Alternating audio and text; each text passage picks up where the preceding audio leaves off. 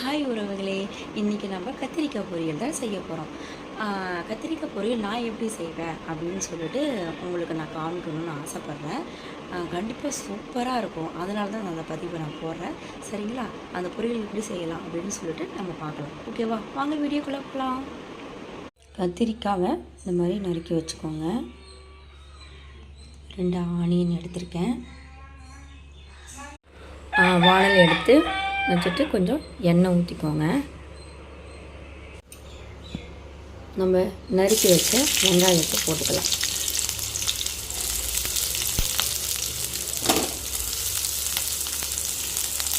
போட்டுட்டு நல்லா வதக்கி விடுங்க. ஒரு நிமிஷம் நல்லா வதக்கிட்டு இருங்க. அது கூட ஒரு கொத்து கருவேப்பிலை போட்டுக்கோங்க. நல்லா வதக்கி கிளறி விட்டுட்டு அப்புறம் நம்ம நறுக்கி வச்ச கத்திரிக்காயை போடணும்.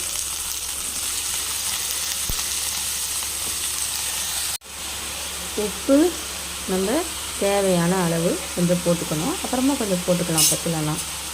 அடுத்தது கொஞ்சம் மஞ்சள் தூள், தேவைக்கேற்ப மஞ்சள் தூள்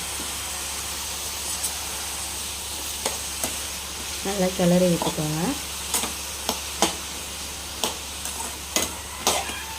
நெக்ஸ்ட்டு ஒரு எலுமிச்சம்பழ சைஸில் ஒரு புளி, அந்த புளியை கொஞ்சம் இப்படி ஊற வச்சு அந்த தண்ணியை எடுத்துக்கோங்க.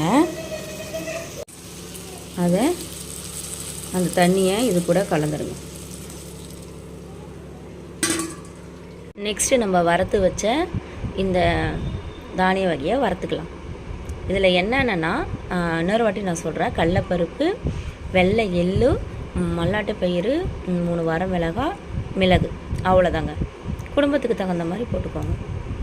கத்திரிக்காய் நல்லா வெந்துட்டுருக்கு. புளி எதுக்கு நான் ஊற்றுனேன்னா, புளி நம்ம கொஞ்சம் எப்படி சொல்கிற கிரேவி மாதிரி வேணும்னா புளி ஊற்றிக்கலாம். புளி வேணான்னா நீங்கள் விட்டுடுங்க, ஒன்றும் பிரச்சனை இல்லை. நான் புளி ஆனால் ஊற்றிட்டேன்.